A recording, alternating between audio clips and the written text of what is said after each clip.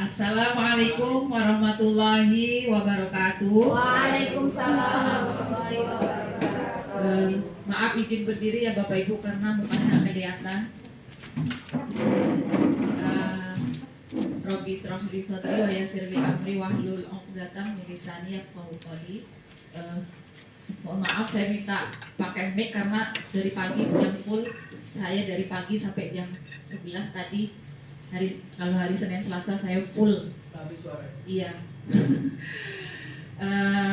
Alhamdulillah, puji syukur kita panjatkan kehadirat Allah Subhanahu wa taala karena hari ini kita semuanya masih diberikan kesehatan, kita bisa kumpul di ruangan ini semuanya dalam keadaan sehat. Alhamdulillah. Salawat serta salam tidak lupa kita haturkan kepada Nabi kita Muhammad Sallallahu Alaihi Wasallam. Semoga kelak kita menjadi hamba Allah yang menjadi pilihan Nabi yang Allah berikan syafaat melalui Nabi kita Muhammad Sallallahu Alaihi Wasallam. Amin ya robbal alamin. Mohon maaf Bapak Ibu, di sini saya tidak menggurui. Saya tidak tahu kalau hasilnya bakalan disuruh untuk memberikan atau berbagi. Sebenarnya materinya itu lebih pantasnya memang dokter jiwa yang memberikan materi ini. Tapi nanti saya akan sampaikan yang setahu saya. Kalau yang hubungannya memang harus dengan dokternya, saya akan tinggalkan nanti. Kita awali tadi banyak yang ngantuk. Ice breaking dulu sebentar ya Bapak Ibu biar agak fresh. Bu Nur. Ya. Coba Bapak Ibu. Monyet apa yang selalu bikin emosi? Ada yang tahu? Monyet yang selalu bikin emosi. Bu Elsa, monyet apa yang selalu bikin emosi? Ibu Nek? Nyontek. Gimana? Monyet gilo. Bikin emosi, Bu. Iya. Ada? Ibu? Menyetrika. Oh, menyetrika. Ada lagi? Ada. Ya. Apa Ibu? Oke. Apa kira-kira jawabannya? Coba Bu Nur. Apa jawabannya? Monyetel TV remote-nya hilang. Iya. Marah enggak, Bu? Iya, kesel ya. Kalau yang suka nonton TV, tapi apalagi kalau mau nonton sinetronnya Bu. Iya, tapi kayaknya enggak ada yang hobi sinetron di sini. Iya. Yang kedua Bu Nur, 3 saja ice breaking-nya. Oke, negara mana yang terdapat 2 wanita saja? Italia. Pinter Pak Akbar sih. Iya, Italia, Ita dan Lia ya. Iya, satu lagi Bu Nur, pintar ini. Iya, oke Bu coba. Iya, sambil itu tapi dia memperhatikan. Bawahnya lagi, kalau ini kayaknya gampang, terlalu gampang. Kayu apa yang paling renyah? Kayu pura. Iya, udah tahu. Iya, bawahnya lagi. Kayu. Ini 1 sama dengan 4. 2 sama dengan 3, 3 sama dengan 4, 5 sama dengan 4. Maka berapakah 7? 7. Oke. Ya. 7 sama dengan berapa? 7. Oke. Ya, 1 sama dengan 4, 2 sama dengan 3, 3 sama dengan 4, 5 sama dengan 4. Maka berapakah 7? Ayo yang ngatur tadi, Pak Akbar. Berapa? 4. 6. Oke. Berapa Bu Nur? 3. 7 sama dengan 5 karena 7 ada 5 huruf. 1 ada berapa huruf tadi? 2 ada berapa huruf? 3. 3 ada berapa huruf? 4. Ya, oke, sudah. Nah, kita kembali ke kesehatan jiwa kita.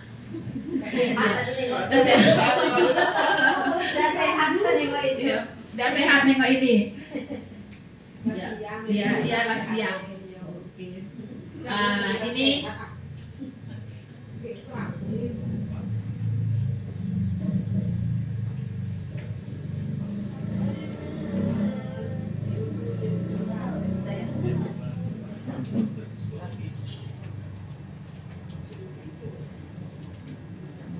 Ini kemarin yang menyampaikan materinya adalah Dr. Tupak Saragih. Masih kenal Bapak Ibu? Iya, ada yang pernah berobat? Iya, dia kemarin sudah menyelesaikan S2-nya.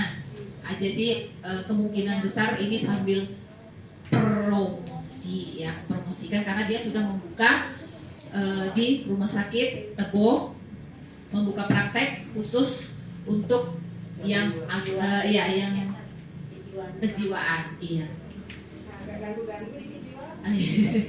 Iya, mari kita lihat apakah kita termasuk yang ada di dalam situ. Oke. Iya. Iya. Sekarang judul yang tadi Bu Nur ya. Ini usaha kesehatan jiwa sekolah. Sebenarnya ini larinya ke UKS Pak Pen, Ibu Som. Iya, sebenarnya yaitu tadi yang harus dikirim. Memang mintanya di sana banyak kan guru BK. Di sana yang datang kemarin memang guru BK. Tapi jangan gitu Bu Sum. Karena ini apanya ke UKS. Nah, jadi nanti kita sama-sama guru yang berhubungan dengan UKS. Lanjut Ibu Nur. Nah, ini sehat jiwa. Sehat jiwa menurut WHO. Nah, sehat jiwa menurut WHO. Kalau kita sehat jiwanya, sehat jiwa bukan hanya tidak adanya gangguan jiwa, tapi juga merupakan suatu keadaan sejahtera dari seseorang atau individu yang menyadari potensi diri, punya kemampuan beradaptasi dengan stres kehidupan normal, dapat bekerja dengan produktif dan berkontribusi di lingkungannya ditandai dengan satu, perasaan sehat dan bahagia. Ini kalau jiwanya sehat, ini kriterianya Bu. Ya, perasaannya sehat dan bahagia. Dua, mampu menghadapi tantangan hidup. Nah, contoh sekolah kita sedang menghadapi tantangan hidup di sekolah ini. Tantangannya berat, ya. Jiwanya terganggu. Iya. Iya. Iya. Yang ketiga, dapat menerima orang lain sebagaimana adanya. Nah, yang keempat, mempunyai sikap positif terhadap diri sendiri dan orang lain. Nah, ini yang namanya bisa dinamakan sehat jiwanya. Ya, ketika perasaannya sehat, kemudian bahagia, mampu menghadapi tantangan hidup, apapun tantangannya, baik di rumah, di sekolah, dimanapun berada, kita harus siap tantangan di mana aja ada ya. Kemudian dapat menerima orang lain sebagaimana adanya dan mempunyai sikap positif terhadap diri dan orang lain. Lanjut Bu Nur. Ini masalah keswa di sekolah. Apa keswa Bu? Kesehatan jiwa. Kesehatan jiwa ya masalah. Yaitu perubahan pola hidup. Ya, kita lihat anak-anak zaman dulu dengan anak-anak zaman sekarang. Kalau zaman sekarang itu apa yang didahulukan? Gaya, fashion. Ya, belum apa yang penting gaya dulu, yang penting pose dulu, ya mau apapun itu yang didahulukan, gayanya dulu. Nah, beda dengan anak zaman dulu. Lanjut Bu Nur. Nah, anak zaman dulu permainannya berhubungannya dengan alam, ya peta umpet, main layang-layang. Tapi alhamdulillah sekolah kita juga sudah arahnya ke situ karena banyak permainan kayak peta umpet, apa namanya itu? Terus bakyak, walaupun ya belum memadai sebenarnya Pak Pen karena anaknya ratusan dan bakyaknya yang tersedia hanya ya 2 pasang. Mudah-mudahan ditambah lagi ke depannya. Ya Bu Ben. Siap. Iya. Siapa Yang pukul-pukul kepala Bu Kepsek.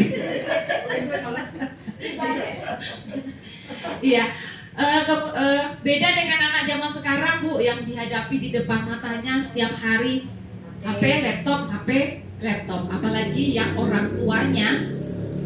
Iya, yang penting anaknya diam. Ya. Anggur menang sih, penting menang. Iya, enggak main di luar nanti demam, main di luar nanti hitam. Nah, itu orang tua sekarang kan gitu lah Bapak Ibu, nanti sakit. Ya main hujan-hujanan nanti demam. Padahal itu mainan anak-anak zaman dulu, main layang-layang panas-panasan.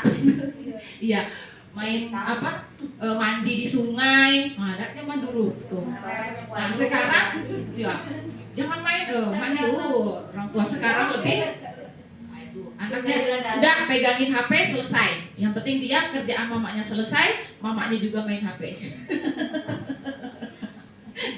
Ya Bu, Bapak Ibu, mudah-mudahan di sini tidak ada. Anaknya ada di sampingnya ya kita main sama anaknya sambil baring-baring. Yang ada Ya, lanjut.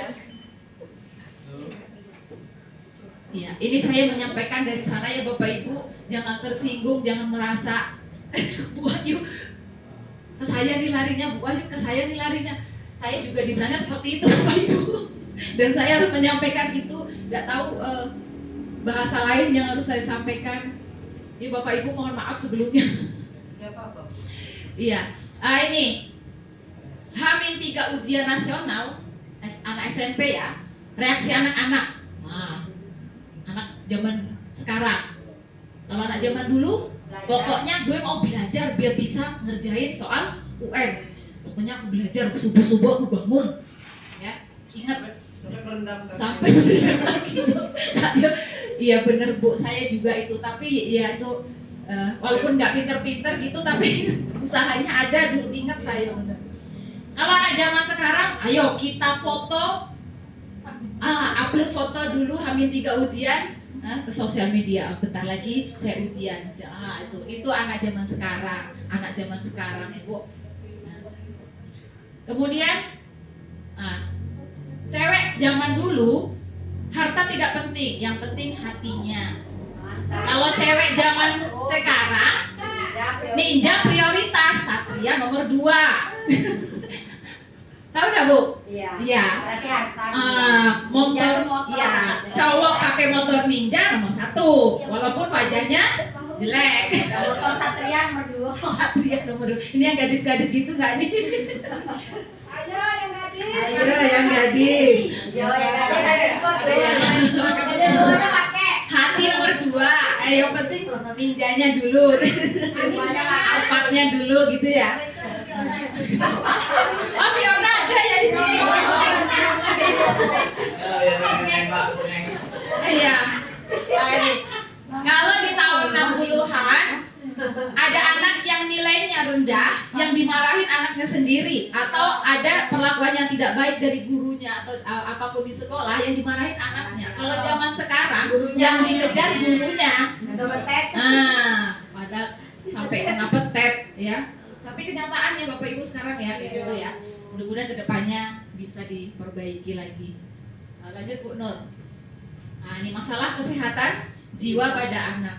Ini anak ADHD ya. Saya lupa singkatannya apa ADHD yo. Ini sering dianggap anak nakal dengan kita. Saya juga mungkin menganggap seperti itu. Ya, sering dianggap anak nakal. Jarang terdeteksi di sekolah ya. Apa dia? Gejalanya Dari dulu ADHD. iya, ADHD. Lupa Bu, saya Dari bahasa Inggris Bu. Iya, bahasa Inggris. Ya lagi suruh. Iya, gejala utamanya ADHD ini tidak dapat memusatkan perhatian atau inatensi. Ini salah satu ciri anak yang tidak dapat memusatkan perhatian. Pasti tiap kelas ada. Sibuk, ya, tidak fokus. Jadi, ini nanti. Jadi biar supaya nanti kita jangan menganggap anak itu anak nakal lagi gitu. Karena 40 kali kita bilang dia nakal, Allah nakalnya. Iya, 40 kali jadi doa. Nah itu ya. Jadi hati-hati memang. Kemudian yang kedua, tidak bisa diam atau hiperaktif. Jadi anaknya aktif, nggak bisa duduk tunak seperti anak-anak yang lain. Ya, karena ini iya salah satu ciri-cirinya, gejala utamanya. Yang ketiga, bertindak sebelum berpikir. Ya, tidak dipikir dulu kalau mau ngapa-ngapain. Ya, resikonya apa, tidak dipikirin. Bertindak dulu. Tahu tindakannya tidak benar. Lanjut Bu. Iya. Ini tanda dan gejala inatensi yang nomor 1 tadi. Nomor 1 inatensi. Sering gagal untuk memberikan perhatian yang baik terhadap hal-hal yang rinci, atau sering melakukan kesalahan yang tidak seharusnya, atau ceroboh. Ini yang nomor 1 tadi ini ciri-ciri apanya? Iya, gejalanya. ceroboh terhadap pekerjaan sekolah, pekerjaan lain atau aktivitas lain. Contohnya ya gagal mengerjakan ceroboh, mengerjakan tugas atau tidak mengerjakan PR. Kita juga ya termasuk ya, saya juga sering ceroboh gitu. Nah, ini tidak hanya menyangkut anak tapi menyangkut kita juga Bapak Ibu di sini. Nah, selanjutnya Bu Nur. Nah, ini yang kedua, gejala dari masih yang poin nomor 1 ya Bapak Ibu. Seringkali mengalami kesulitan untuk mempertahankan perhatian dalam melakukan tugas tanggung jawabnya atau dalam kegiatan bermain. Ya, sering mengalami kesulitan untuk fokus memperhatikan, kayak kita memberikan apa tapi dia sibuk sendiri, dia karena ngobrol atau tidak fokus gitu. Nah, itu gejala yang nomor 1 tadi. Seringkali tampak tidak mendengarkan, acuh pada waktu diajak berbicara. Nah, ini gejala dari ADHD yang nomor 1 tadi. Ya, ciri-cirinya ini Bapak Ibu. Lanjut Bu Nur. Ini masih ya yang nomor 1 tadi. Seringkali tidak mampu mengikuti aturan. Duduk. Nah, 3 kali masih nggak juga duduk. Nah, itu salah satu gejala ADHD. Ya. Tidak mampu mengikuti aturan atau instruksi dan gagal dalam menyelesaikan tugas-tugas sekolah, tidak selesai nulis, ya. Nah, ada kan kita temukan anak-anak seperti itu. Kemudian kegiatan sehari-hari atau pekerjaan di tempat kerja tidak disebabkan oleh karena gangguan perilaku menentang atau kesulitan untuk memahami instruksi. Nah, ini Bapak Ibu. Nah. Ya. Tapi kan yang poinnya apanya banyak tadi. Ya, lanjut. Kalau hanya hari itu dia tidak fokus, hari lain fokus, mungkin hari itu dia ada masalah gitu. Tapi setiap hari dia melakukan itu, pasti ada satu anak yang kelakuannya ada seperti ini. Jangka panjang. Iya, jangka panjang. Ya. Contohnya di kelas saya sendiri ada yang seperti ini. Saya kemarin sampai bertanya ke Pak Tumpaknya. Nanti saya jelaskan. Ini masih ya Bu Nur. Seringkali mengalami kesulitan dalam mengorganisasikan tugas tanggung jawabnya atau aktivitasnya. Seringkali menghindar, tidak suka atau menolak dalam kegiatan-kegiatan yang memerlukan konsentrasi. Nah, sering tidak mau melakukan, ya. Kalau suruh mengerjakan atau menulis apa dia nggak mau dia. Atau sedang yang soal-soal yang sulit dia mudah menyerah gitu. Seringkali kehilangan barang-barang yang perlu digunakan untuk kegiatan-kegiatan atau aktivitasnya seperti mainan, ya pensil, buku, dan peralatan lainnya. Kemudian mudah teralih perhatiannya oleh stimulus yang datang dari luar. Nah, ini di dalam terus ada suara mesin itu yang penebang pohon itu ngeng langsung ngintip. Memang dia ada pasti 2 anak, pasti dia lari langsung respect. Pesawat langsung. Ya, itu. Kemudian mudah lupa akan kegiatan yang dilakukan sehari-hari. Lanjut Bu Nur. Biar cepat. Tanda dan gejala ini yang hiperaktif. Ya, hiperaktif yang tidak mau diam. Gejalanya seringkali tidak bisa duduk diam atau kaki tangannya bergerak-gerak terus dengan gelisah. Salah satunya adalah anak-anak yang dikit-dikit nyenggol kawan. Nah, itu. Ya. Seringkali tidak mampu duduk diam di kursinya di dalam kelas atau pada situasi di mana anak diharapkan duduk. Nah, ini kan tiap kelas pasti ada nih. Ya, yang punya memang arahnya ke situ gitu ya. Kemudian seringkali bergerak atau seperti digerak-gerakan oleh mesin. Ya, bot. Ya. Pokoknya nggak mau diam. Duduk sebentar udah. Duduk sebentar. Itu ada di kelas saya Bu. Ada di kelas saya. Semua kelas pasti ada. Iya. Iya. Ya, ternyata kalau menurut ini dia bukan anak nakal. Nah, iya. Bukan nakal, memang Iya, busuk. Seringkali berlari-lari atau memanjat-manjat secara berlebihan. Nah, itu kemarin waktu ada ibu bupati kesini ada satu, memang anaknya kerjaannya seperti itu, memang kayak anak kecil beneran Bu, satu yang Reza tuh kemarin siapa yang masuk, Leni ya, ada ya, masuk deh anaknya kemarin, yang kecil kelas saya, iya contohnya di kelas saya Bu, ya, kecil anaknya masih baby beneran, kerjaannya tuh naik, manjat nengok ke, nulis belum bisa karena memang belum bisa tangannya, jadi sekarang saya kasih dia mewarnai, kasih dia untuk yang belum menulis tuh memang belum tangannya belum ini. Ya, jadi saya kirimin video ke mamanya kemarin untuk menstimulus tangannya dia Bu. Lulus TK sudah lulus TK. Nah, TK mana itu ya? TK umurnya di sana. Memang umurnya kurang Bu menangnya kemarin, tapi kalau sekarang udah lebih. Nah itu, tapi sudah lulus TK. Iya, itu. Tapi ada yang kurang satu. Iya, lah itu dia. Ya sebenarnya kalau mau menyalahkan ya menyalahkan mamanya, orang tuanya. Makanya itu kalau mau memasukkan anak jangan terlalu dini karena tidak semua anak punya kemampuan lebih gitu.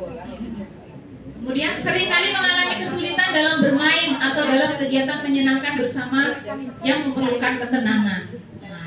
Kemudian seringkali berbicara berlebihan. Ya, berbicara berlebihan. Ya, lanjut. Hiperaktif namanya. Ya. Oke, lanjut dulu. Sambil perhatikan ibu materi ya sama tukang ngobrol. Nah ini untuk gejala yang impulsivitas yang nomor 3 tadi. Sering memberikan jawaban sebelum pertanyaan selesai diajukan. Nah, udah ya. Seringkali mengalami kesulitan dalam menunggu giliran.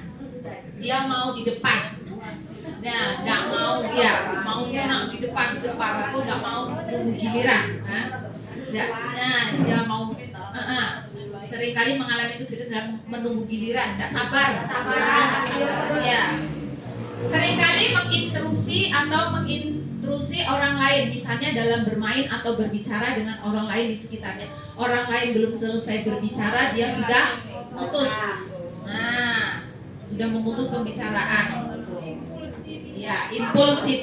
Apa tadi depan? Impulsivitas tadi apa di depan? Berbalik lagi tadi. Yang pertama, yang awal. Iya ada Bu tadi Bu. Nah, slide kedua apa ketiga tadi? Saya juga lupa.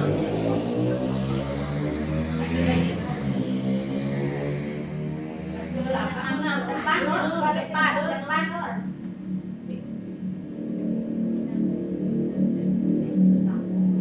Nah ini bertindak sebelum berpikir.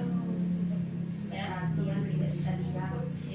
Nah, lanjut Bu.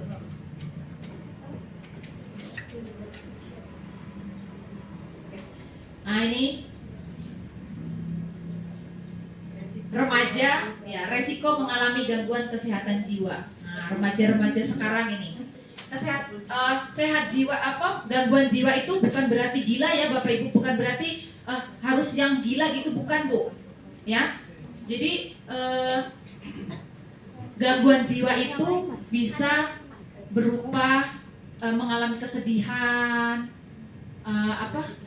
stres, ya, tapi tidak gila, tidak seperti ODGJ gitu, bukan. Nah itu sudah bisa termasuk jiwanya tidak sehat.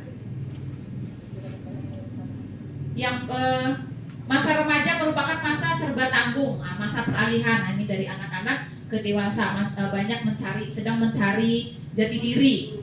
Ya Bapak Ibu mencari masa pubertas ini ya Bu, di kelas 6 ada ya Bu Mike, ya anak-anak yang sedang labil ya,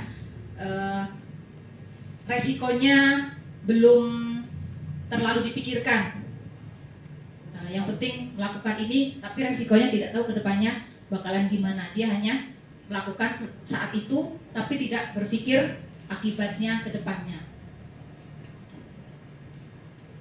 Terjadi perubahan baik secara biologis, psikologis dan juga emosional. Kemudian mencari otonomi, berpisah dari orang tua untuk memantapkan identitas dirinya dan sistem nilainya sendiri. Kalau saya contohkan kebanyakan ke anak pang itu, Nah, dia ya sedang mencari jati dirinya, otonom, iya, berpisah dengan orang tuanya. Mungkin dipikir dia paling hebat, paling gayanya paling oke, bisa hidup tanpa bantuan orang tua misalnya. Nah, itu. Kemudian memicu terjadinya perselisihan dengan orang tua dan lingkungan sekitar. Dapat berdampak negatif terhadap perkembangan diri dan identitas diri. Ini resikonya. Yang pertama ya ini resiko dari tadi itu, Bu. Yang pertama ini narkolema. Yang ini, yang pertama ini, yang megang HP ini namanya bukan. Nah, kalau itu kan narkotika ya, ini narkolema. Narkotika lewat mata. Iya, matanya yang kecanduan.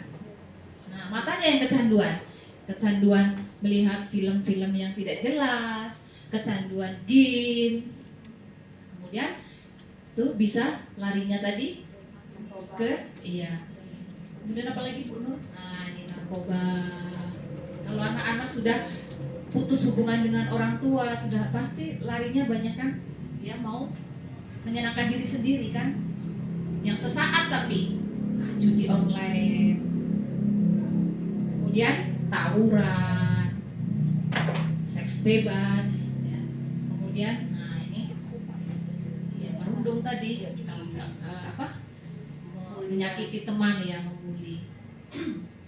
Dampak dari hal yang tadi ya, akhirnya ujung-ujungnya masuk penjara. Kemudian medikal, kalau anak tawuran ada yang terluka, rumah sakit. Ada yang hamil, keguguran, masuk rumah sakit.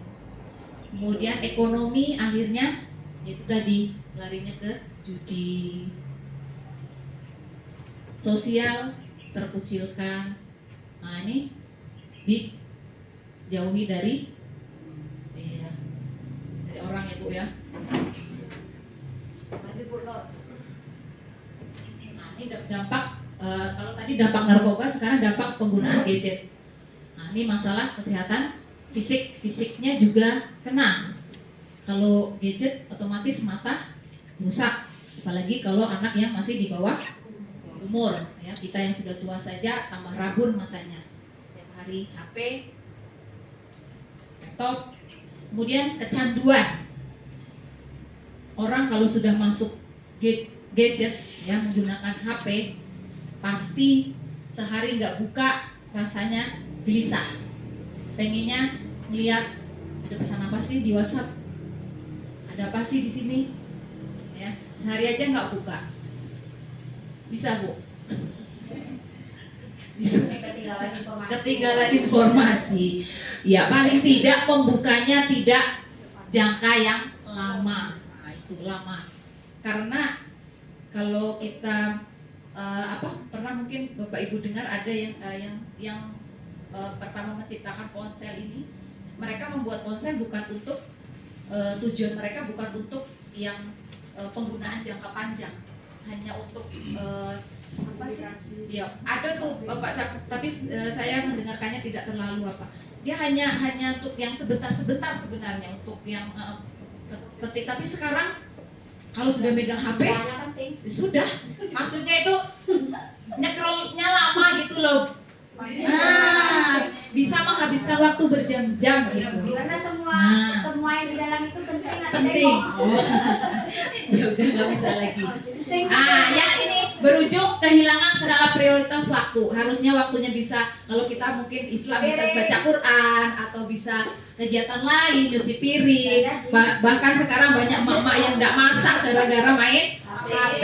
Suaminya pulang belum ada lauk. Nah, itu sekarang banyak kejadian seperti itu. Akhirnya pergi ke rumah makan yang laden. Ya beneran, ini kemarin juga kayak gitu Pak Tupak, arahnya ke situ. Kemudian sibuk, akhirnya ketemu istrinya sebentar, di luar lebih lama, misalnya capek. Nah, itu yang banyak akhirnya terjadi perselingkuhan. Jadi makan di luar. Makan di luar yang ladenin santri. Kita makan di luar teras. Di luar teras. Kemudian akhirnya menjadi anak yang mudah menyerah, malas melakukan pekerjaan. Ya seperti anak-anak sekarang yang karena main gadget tadi, game terlalu lama, PR tidak siap, di sekolahan yang nggak fokus, nah itu mudah menyerah, nah kurang tidur malam mungkin, apalagi yang orang tuanya pulangnya pergi pagi pulang malam kan tidak terkontrol. Anak-anak itu kan main HP di dalam kamar. Ah, iya benar sambil tidur. Iya Bu, benar ya. Lanjut, ini dampak seks bebas. Nah ini nauzubillah, kehamilan di luar nikah, semoga keluarga kita ya terhindar dari hal yang seperti ini. Kemudian HIV, AIDS, kemudian masa depannya pasti ya nggak pasti sih, tapi sebagian besar ya kalau sudah larinya ke seks bebas, nauzubillah. Perempuan Ya itu melahirkan. Melahirkan Bu, melahirkan iya. Di belakang rumah orang. Iya. Mengerikan sekali. Iya. Nah ini di bawah nih ya anak-anak seumuran anak saya nih sekarang yang sedang labil. Lanjut Bu. Ini dampak dari tawuran. Tawuran, kerugian fisik jelas. Ya kalau terluka. Kemudian merugikan masyarakat sekitar. Ya jelas. Terganggunya proses belajar mengajar jelas, merusak moral, kemudian hilangnya rasa peka, toleransi, lenggang rasa, saling menghargai, nah itu hilang sudah rasa-rasa itu. Kemudian muncul tadi, akhirnya terakhir tadi bonus sebelum itu depresi. Nah, dari tadi gangguan tadi itu muncul depresi. Lanjut bonus. Nah, apa itu depresi? Depresi itu bukan sekedar kesedihan biasa, ya. Bukan sekedar kesedihan biasa. Kalau sedih itu suasana perasaan yang normal yang dipicu oleh suatu peristiwa atau pengalaman yang buruk atau mengecewakan. Dapat hilang dalam beberapa waktu.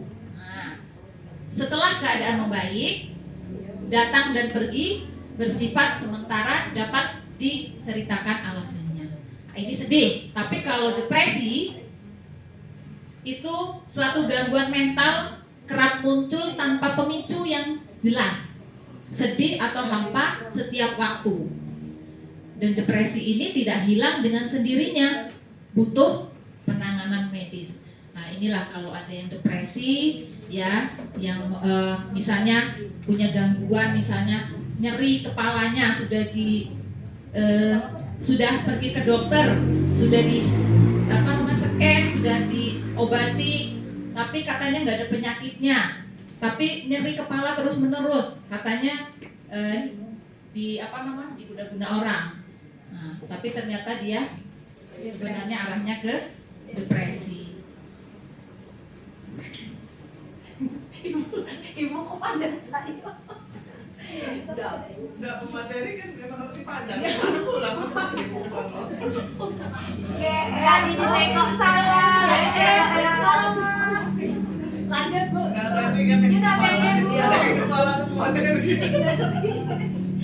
Iya, kalau saya jelas kolesterol Bu. Ini yang sudah scan, sudah apa, ya itu bisa arahnya ke situ. Bisa jadi karena tadi gadget, ya. Nah, terus dampak depresi pada anak. Nah, sering muncul dalam bentuk gangguan perilaku, menentang, kalau dibilangin, kemudian marah-marah. Nah, ini dampaknya ya Bapak Ibu pada anak-anak. Kemudian perasaan sedih yang menetap dan tidak semangat, tidak mau makan, gangguan tidur, gangguan belajar, prestasi belajar menurun. Biasanya disebabkan perasaan tidak mampu, perasaan tidak ada yang menolong dirinya. Ini depresi pada anak. Nah, ini kita nomor 3 di dunia yang banyak, ya depresi, ya nomor ini Peringkat ketiga ada Ibu. Ya, Indonesia. Kamerun nomor 1, Mali nomor 2, Indonesia nomor 3 yang tingkat depresinya tinggi. Nah, Jepang sedikit, 10%. Ya, karena anaknya bahagia Bu, di sekolah bahagia, dia banyak main. Di Jepang kan, di Cina, di sekolah dia di awal-awal anak-anak sekolah itu dia belum diberi materi yang berat. Ya, dia pengenalan, belajarnya sambil bermain, itu sampai adab yang diajarkan di Jepang. Kalau bertemu orang sudah nyebrang, dia mengucapkan terima kasih. Sudah dipersilakan nyebrang, dia ucapkan terima kasih. Itu adab-adab yang didahulukan. Di Indonesia kurikulumnya berat. Berat. Nah, siapa yang padahal kurikulumnya mengadopsi dari luar negeri. Salah. Yo, kita banyak mengadopsi dari luar negeri, tapi mungkin pelaksanaannya yang belum. Tapi di masa transisi kemarin, Iya. Pak kan sudah dititipkan ke seperti itu. Iya. Sama kayak yang di tadi barusan katanya ada apa? Ada anak ibu lah yang gitu. Ya. Nah, sebenarnya kan itu memang tujuannya nggak mesti dia harus bisa semuanya. Iya. Jadi dia Arahkan. diajak untuk kesiapan dia untuk mempelajari yang gitu. Iya. Jadi di semester tabunnya dia pengenalan. Tapi bukunya Bu, tetapinya untuk bisa jawab ini itu Bukunya iya. Buku kalau kita kan nggak terpaku pada buku. Kita mengajar tidak terpaku pada buku. Iya. Kita, untuk anak yang sudah mampu, oke. Masa transisi. Iya. Memang seperti itu. Ya, betul lah, sama. Iya. Nah, lanjut Bu Nur. Ini pendidik warga sekolah. Gitu. Iya. Jarang terdiagnosis Kenapa kita dan dapat terjadi pada Nah, kenapa kita besar itu? Jawabannya kenapa? menghadapi kurikulum yang berbeda. ya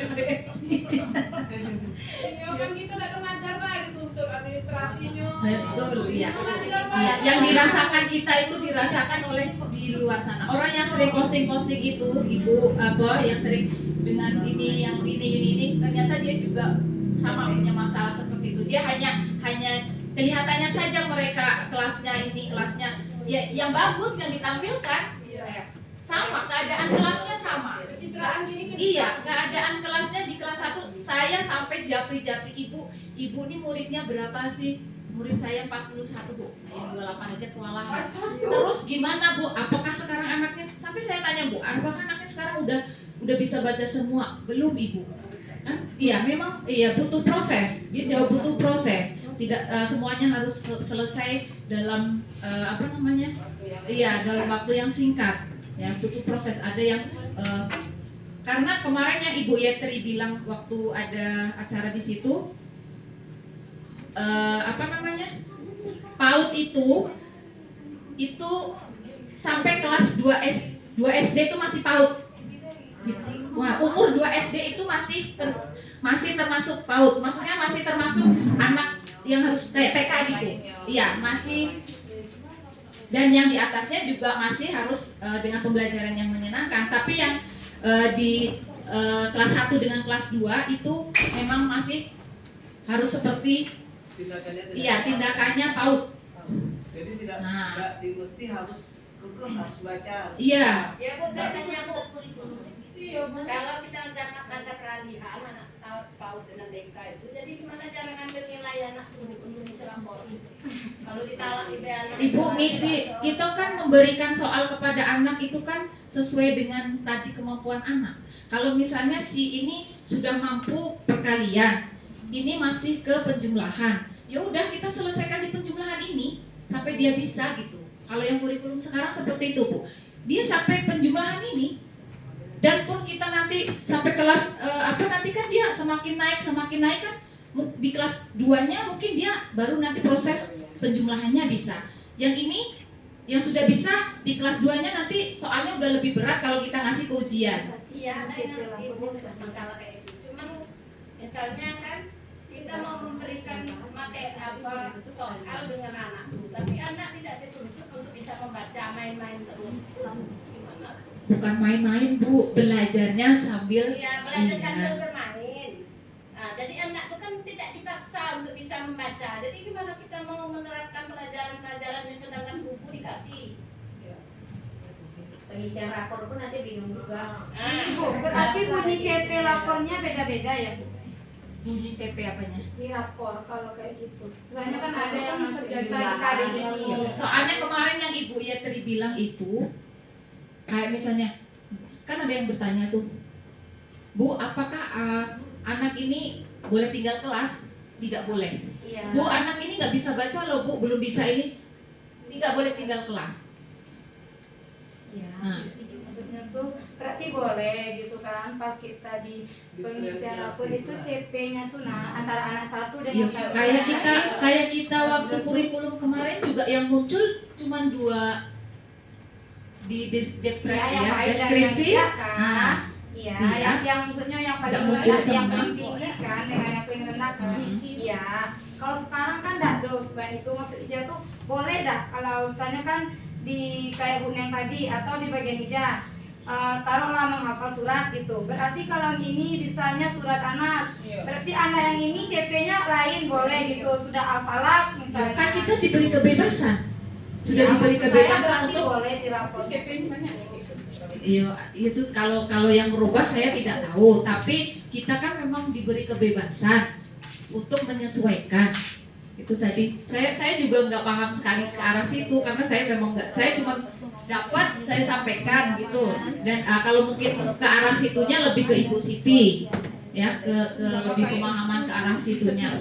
Yang jelas kita guru sudah diberi kebebasan. Bahkan kayak RPP saja kita boleh membuat RPP sendiri dan dengan disesuaikan kondisi anak masing-masing. Tanya satu lagi. Tidak harus berpaku pada buku. Saya ini masih bingung, bukan protes ya Bu Ayu ya. Nah, anak sekarang ini tidak dipaksakan harus bisa membaca. Jadi gimana Bu kalau misalnya kelas 1 nanti dinaikkan semua?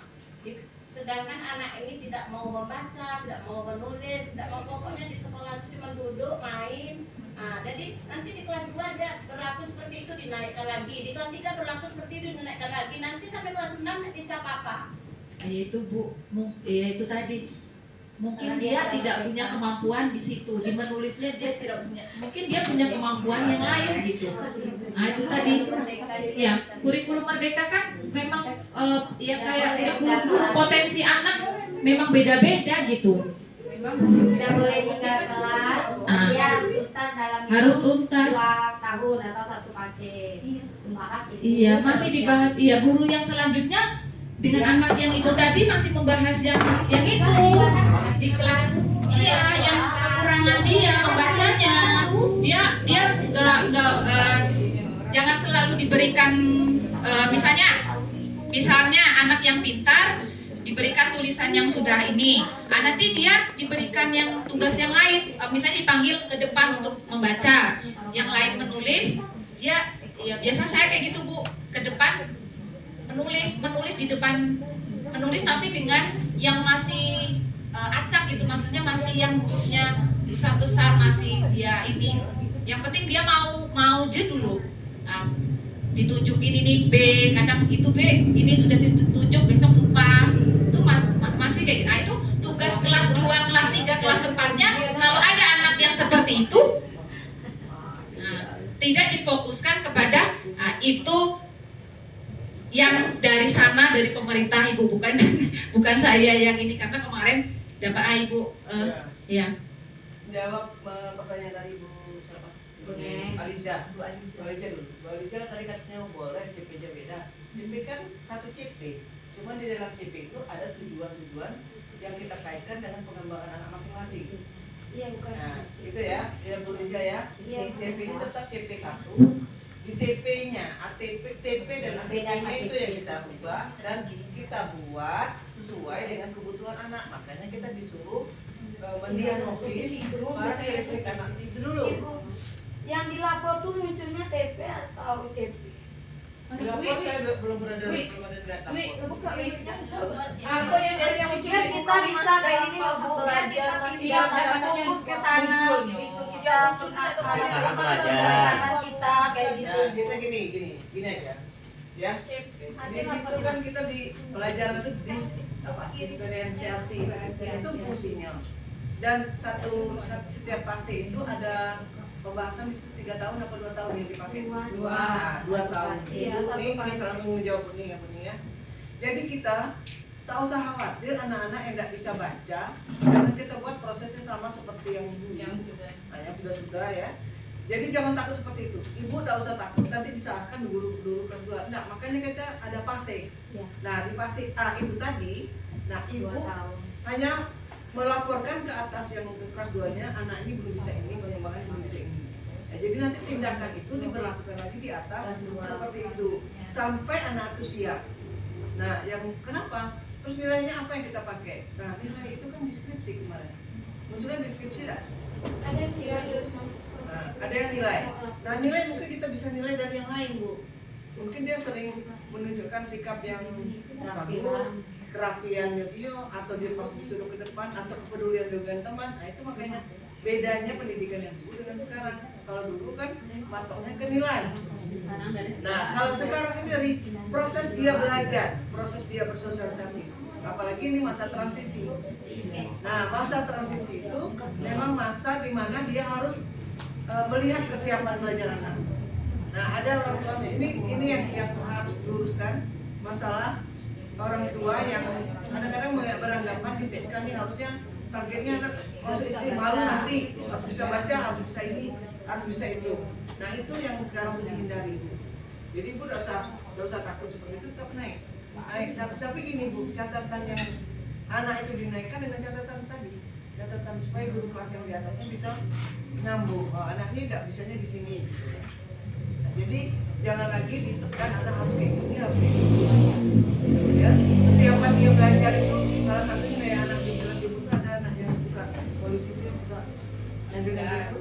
Nah, kesiapan belajar dia itu seperti apa? Kita tengok. Kalau memang dia kayaknya posisinya di sini. Nah, ibu sudah mampu merubah dia menjadi ke arah lebih baik, itu sudah prestasi, Bu. Maksud saya itu, Bu, kalau kita nilainya, buku nilai itu harus tersendiri dari yang lain, yang pintar-pintar yang bisa. Iya, satu bagian itu, tapi dia yang untuk dia itu khusus beda. Jadi ibu harus punya catatan penting. Itu kembali lagi dengan sikap tadi kan. Catatan penting itu per anak itu pasti harus ada kan. Jadi di lapornya nanti kita ngasih nilai apa? A, B, itu. Nggak nilai, Ada anak kelas 2 gitu yang sudah pindah. Ada juga nilai, ada juga Kalau yang bentuk lapor PID, kalau materi cuma bentuk bahasa Indonesia berapa nilai? Nilai kali ya.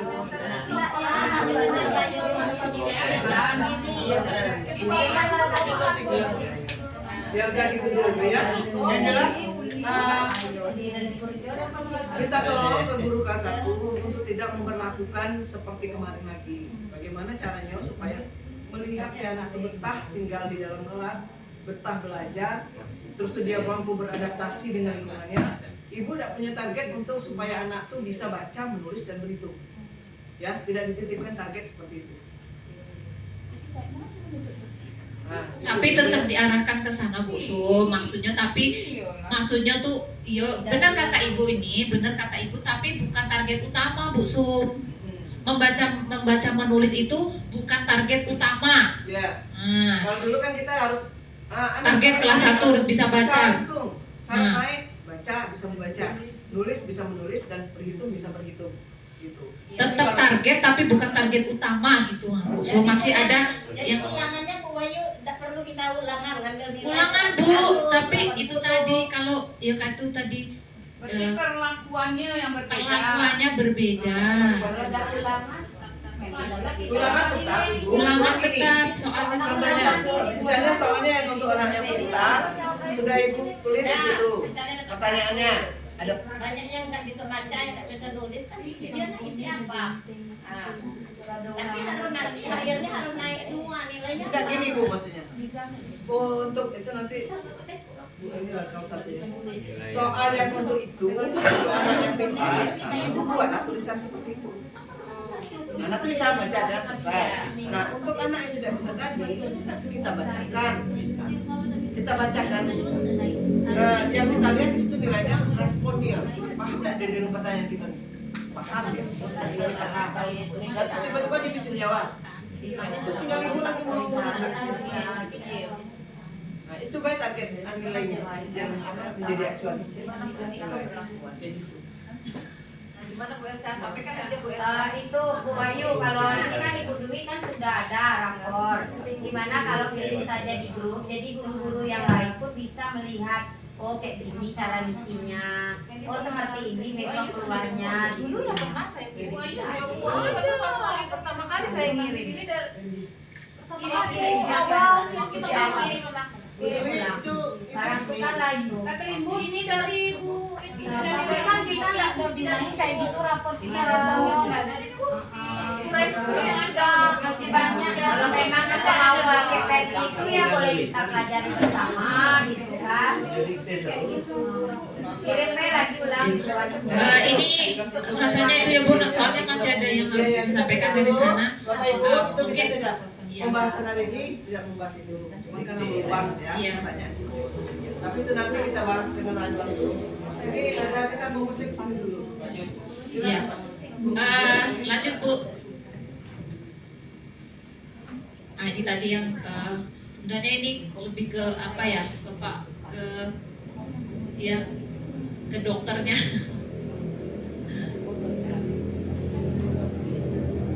Yang lanjut tuh Bu, apa yang ini juga nih, nggak usah lah.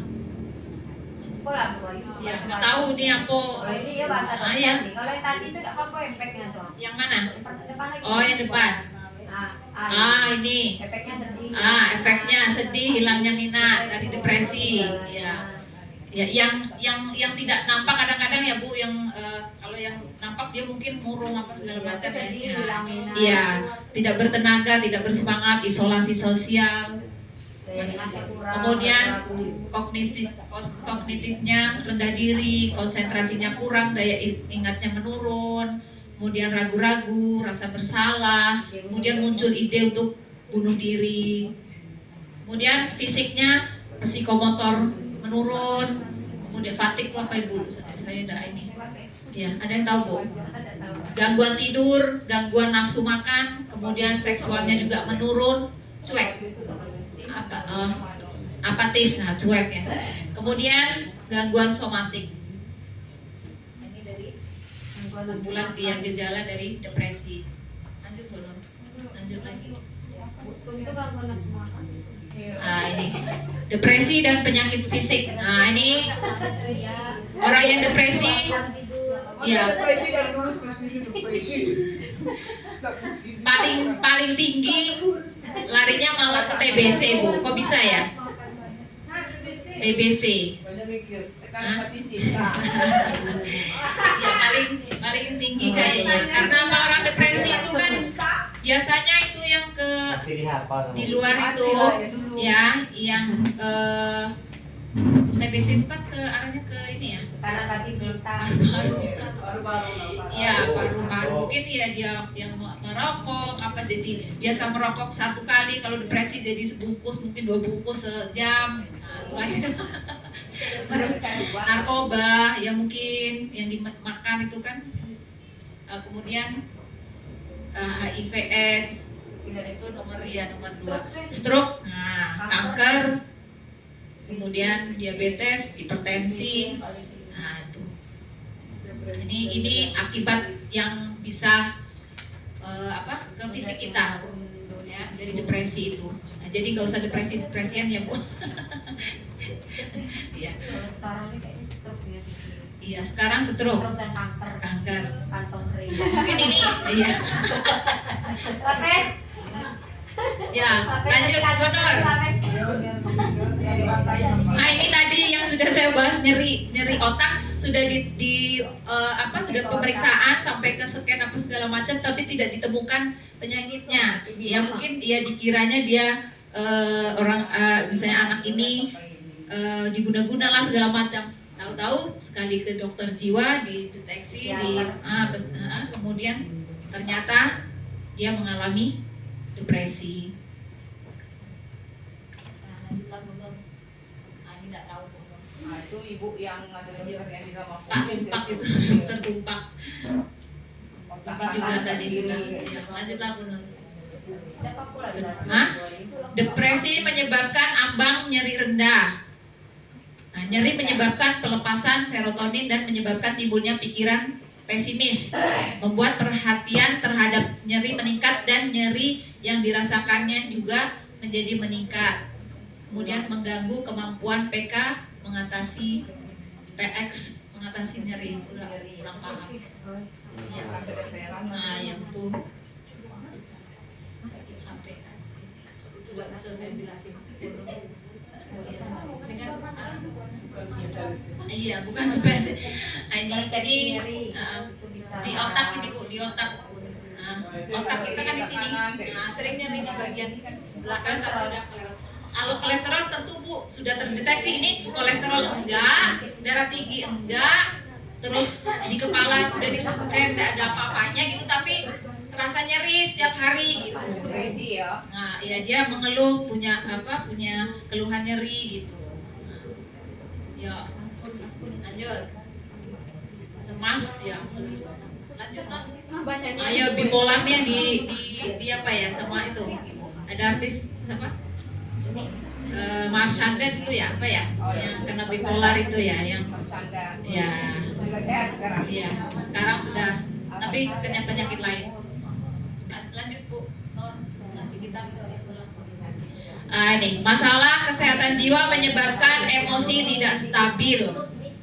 Perkembangan emosi sejalan dengan perkembangan kognitif. Gangguan emosi dapat mengganggu kemampuan peserta didik, tenaga pendidik dalam proses belajar mengajar. Ya. Kalau sudah marah hilang tuh. Nah, ini lanjutannya nanti harus ada UKS kesehatan jiwa. Ya, ke sini Bu, larinya jadi nanti di UKS. Jadi ada penanganan khusus Jiwa. ya, karena kemarin ada guru S-Man, ada anak yang dia sekolahnya itu mungkin sebulan cuma 2 kali, sebulan bilangnya katanya sakit apa segala macam, sudah terus gurunya ke sana, ternyata orang tuanya broken, terus tinggal dengan neneknya mungkin sama neneknya kan dia namanya nenek kan apa-apa boleh dan HP tidak lepas, dan katanya dia sudah karena dia sudah punya penghasilan dari judi online. Jadi apa sih, entah judi entah apalah, pokoknya dari game online ya. Game online kan kalau udah dapat uang kan mungkin arahnya ke judi ya. Ya jadi dia tidak semangat lagi mau sekolah.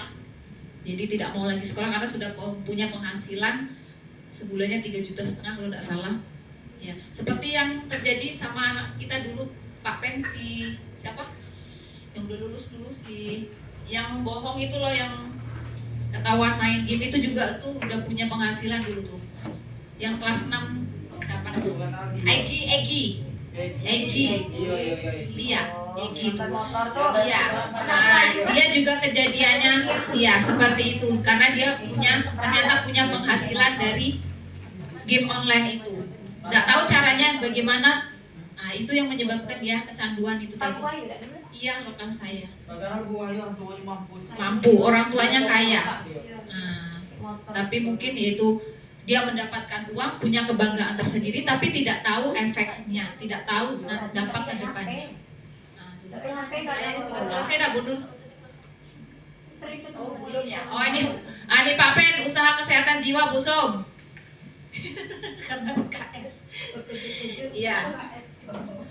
Pentingnya pendidikan kesehatan jiwa di sekolah, ya. Usaha kesehatan jiwa merupakan segala usaha yang dilakukan untuk meningkatkan kesehatan jiwa di sekolah dengan tujuan untuk meningkatkan kemampuan hidup sehat dan derajat kesehatan jiwa sekolah. Usaha untuk meningkatkan kesehatan jiwa, ya. Kalau di sekolah ya siswa. Guru. Iya, guru. Tadi guru pendidik ya, siswa pendidik. Nah, siapa yang melakukan UKS jiwa? Semua orang yang berperan di dalam proses belajar mengajar, tidak hanya tugas ya UKS saja, tapi semua orang yang berperan di dalam proses belajar mengajar, termasuk masyarakat yang berada di lingkungan sekolah, ya, yang harus bisa menjaga kesehatan jiwa yang ada di dia, termasuk orang kantin juga. Kemudian tugas dan peran UKS memelihara dan mempertahankan kesehatan jiwa di sekolah, melakukan deteksi dini sehat jiwa, resiko masalah psikososial dan gangguan jiwa. Nah, ini nanti lanjutannya Bu Nur. Nah, peran sekolah.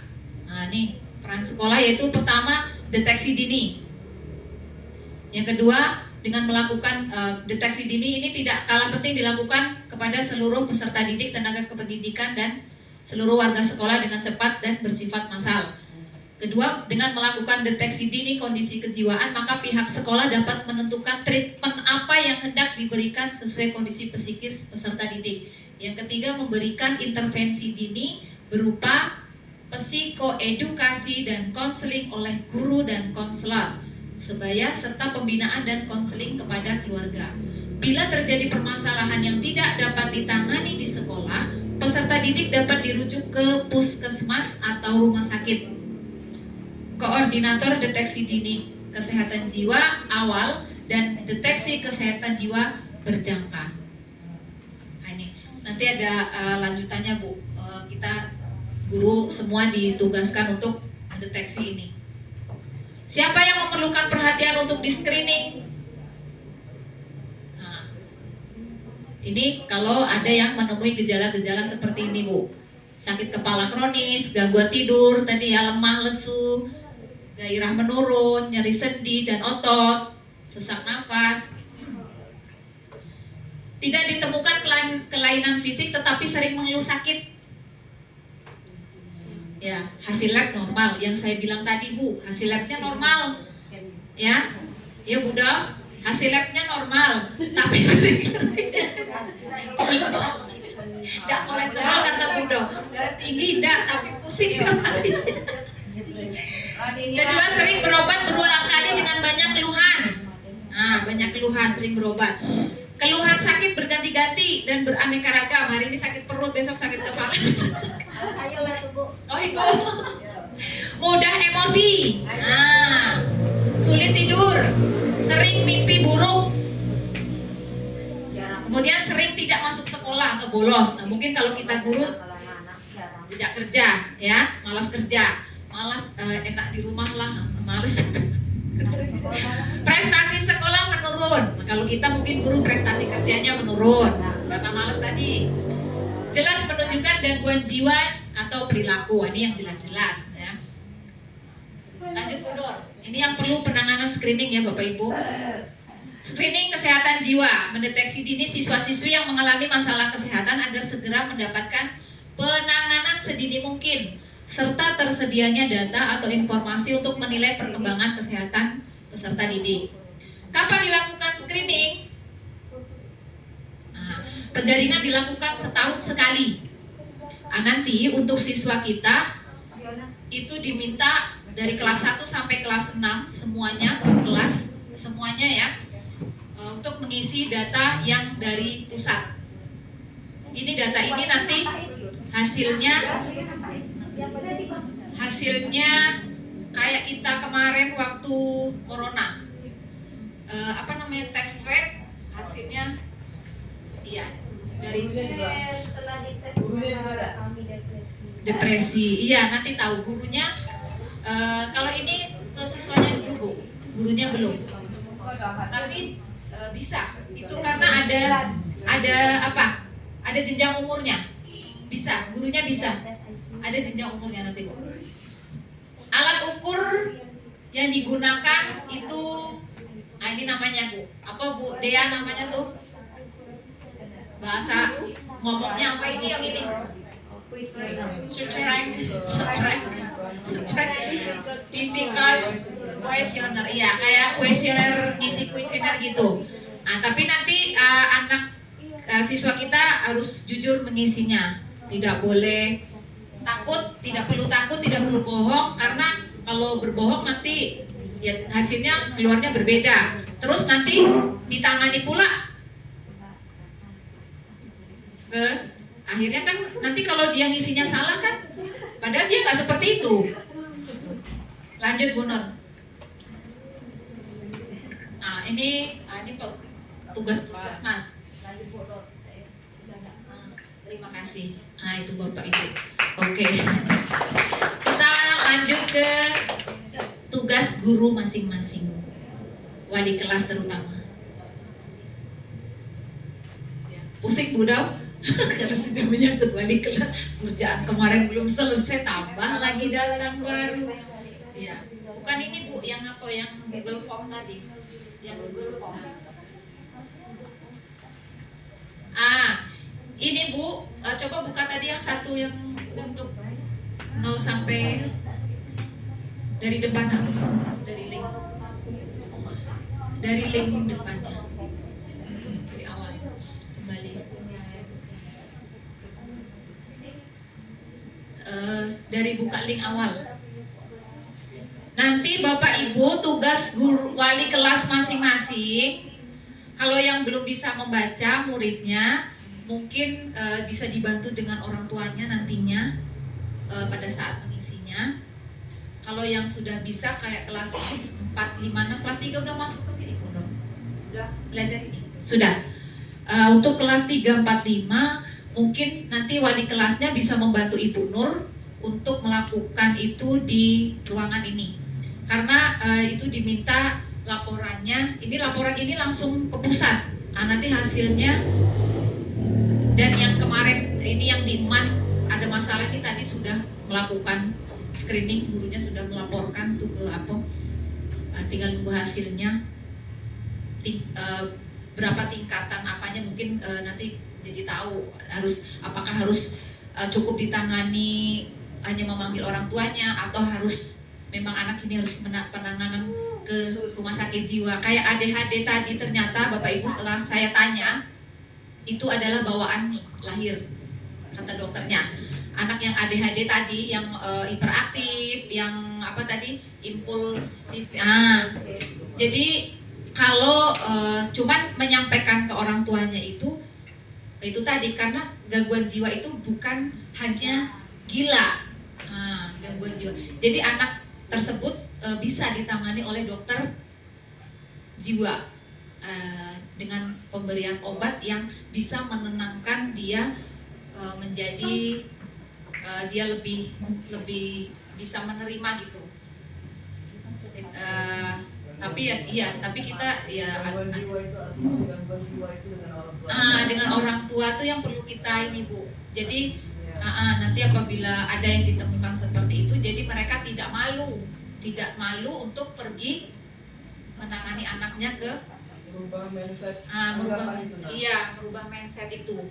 Jadi bukan berarti kalau yang gangguan jiwa itu anaknya gila, enggak. Ya. Iya. Itu yang anggapan itu yang harus kayak anak yang kecanduan game ini juga perlu penanganan psikiater perlu. Dan itu bisa menggunakan BPJS melalui puskesmas dulu baru ke dokter Pak Tupak ini ke rujukan. Ini Bu, nanti kita ambil yang ini, yang umur kita kan anak kita umur rentangnya ini 4 sampai 11 tahun. Link yang sebelah sini. Kalau guru kalau umur kita tengok yang ini dulu Bu, yang anak ini. Mengisi Google Form. Kata Ibu Nur tadi satu email bisa dipakai untuk beberapa. Jadi tidak harus satu anak satu email.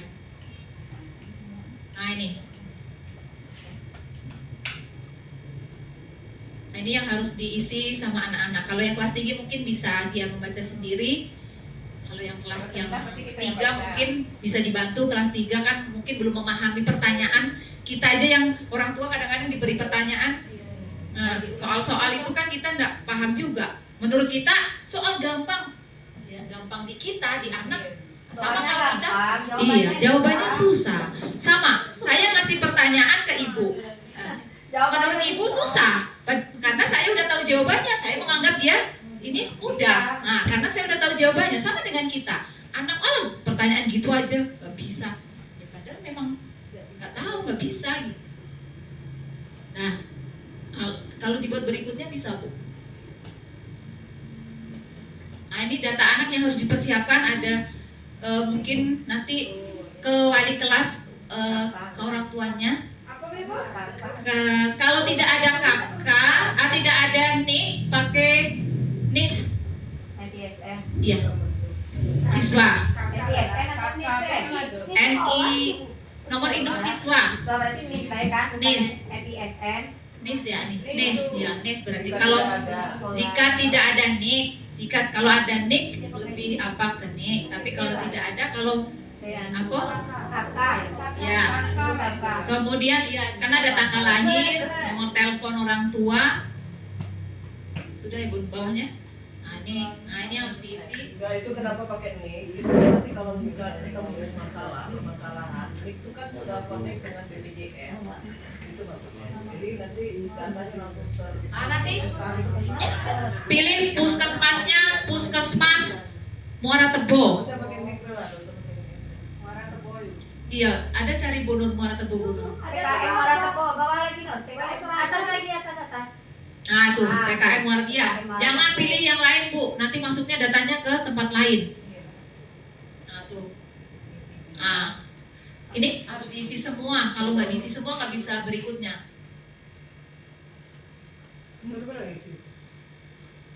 Kalau kemarin dicoba dengan asal misi. Iya, coba Bu Nur. Tanggal lahirnya buat yang tanggal hari ini boleh juga.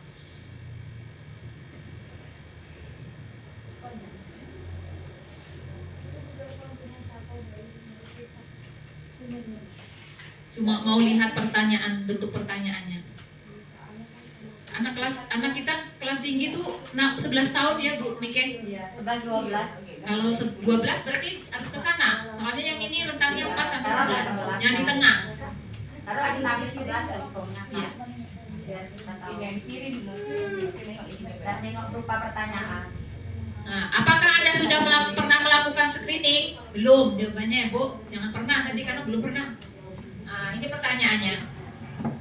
Saya berusaha baik kepada orang lain.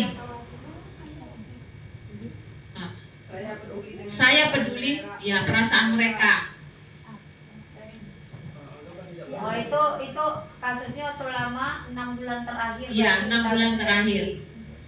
Suka hatinya lah kalau nak jawab aku. Iya, sehatinya dia. Iya. Tapi di awal harus dibilang, soalnya kalau tidak jujur, pengaruhnya nanti kamu nanti malah hasilnya.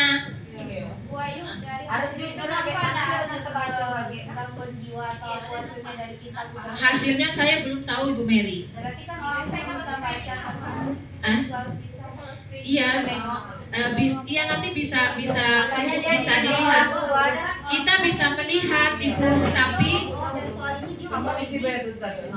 Berarti Bu Ayu itu perlu pendampingan orang tua karena orang tua yang tahu kondisi anaknya dia karena gitu kan. Iya, itu kan harus orang tuanya Ibu sebenarnya yang harus diisi sampai bawah aja. kalau anak tua salah Kalau dia isi kami kenal kejiwaannya orang mah dia udah jadi depresi gitu. Dan tapi memang ini saat Bu Wahyu, Ya. saran saya memang bagusnya biar orang tua tahu. orang tuanya langsung.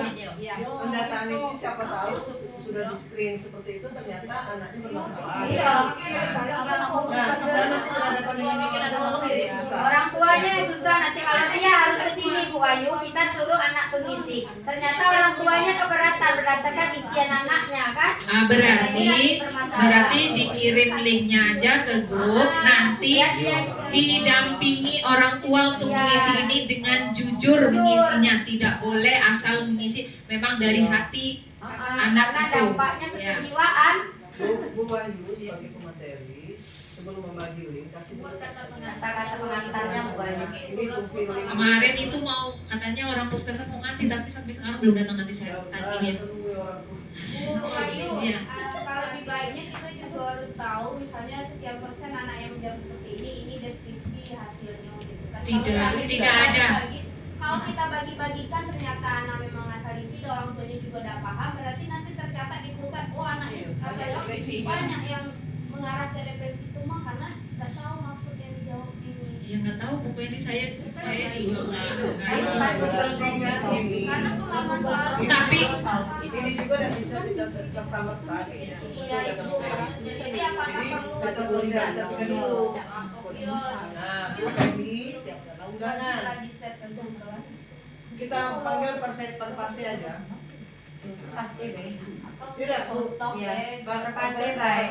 Panggil. Pasti A karena mereka kan memang banyak. ya tapi iya mungkin kalau misalnya ada yang muncul itu kan mungkin nanti ada tindakan yang apa namanya ya mungkin mengulang untuk ini atau apa itu mungkin ada.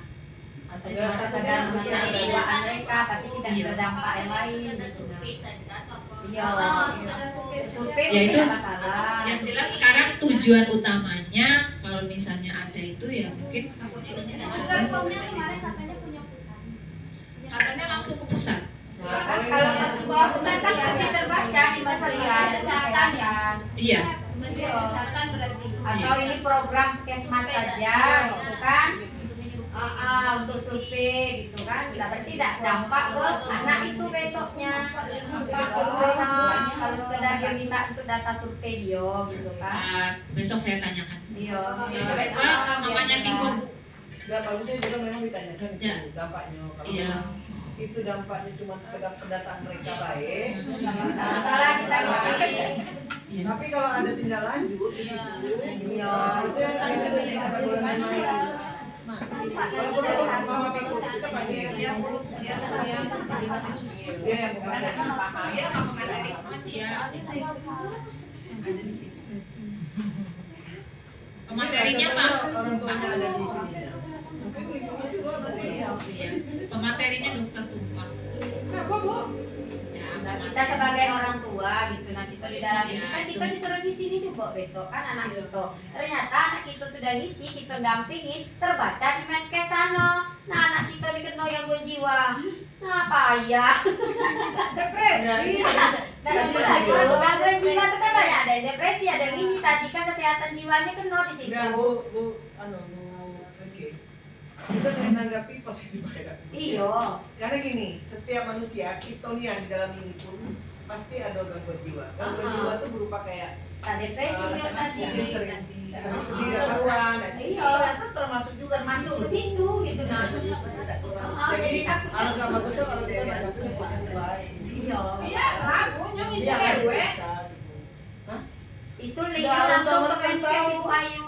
Iya, biar aja ngisi dewek. Kan jujur tadi kata Bu Ayu. Iya, jujur. Tapi link itu Kalau langsung yang pasangan pasangan dia Itu tuh cuma survei ya, masuk kan Iya, pokoknya kita jelasin di survei baik. Apa ada kelanjutan Baik. ada orang sering Itu tetangga. kan, oh anak sekarang tuh Iya, begini, banyak kita bicara tahu tahu fase mereka. mereka. Ada saya kalau kita mau dampaknya bagus untuk survei baik tidak masalah. Tapi dampaknya kemana-mana pula dan sebagainya. Kalau masalah survei tidak silakan. Serana kan dia nak jawab apa. Tapi tadi dibilang Tapi ketentuannya jujur. barang kau langsung ke atas, ke pusat, itu takutnya terbaca pakai klik pula. Nah, Sekian banyak. ya kan pakai link itu semuanya ke pusat, dicapil kena, di itu kena gitu. Nah, takutnya itu. Nanti saya tanyakan dulu. Tapi lebih baik tanya. Ya atau bisa apa ke Mama Viko mungkin. Apa wajib atau Bu, Wahyu, Belum masalah ngisi. nanya ini programnya Kemenat atau Kemenkes Pak? iya programnya Kemenat atau Kemenkes apa tadi itu kok Soalnya kemana? dokter Tumpan tadi apa namanya nih penelitian doktornya. Iya, saya nih. Hah? Saya udah nanya sampai ke situ, Pak. Bapaknya lah lulus. Bu Ayu, memang Bapaknya sudah lulus, bapaknya sudah mengajar. Bu Ayu. Bukan. Apakah memang kemarin disuruh Resmi dibagikan? Kemenat. Kemenkes Pak, Dari Bu Ayu kan sebagai peserta Ini ini Bu kemarin Ayu memang disuruh undangan dibagikan Kemenat. Iya, ke siswanya. dibagikan. Melalui Udah ditanya Kemenat. nanti dampaknya kemana-mana sudah ada tuh pesertanya dari Seluruhnya, Bisa Kemenat. seluruhnya. Pelaksana kebarisan. Kemendik. Dinas Kesehatan cuma Dinas Kesehatan. apa? Berarti gini. Lah Kemenat Kalau seperti itu Pak Akbar, ternyata yang respon positif dengan program ini baru Kemenak. Makanya dikeluarkan di Kemenak. Yang responnya bagus.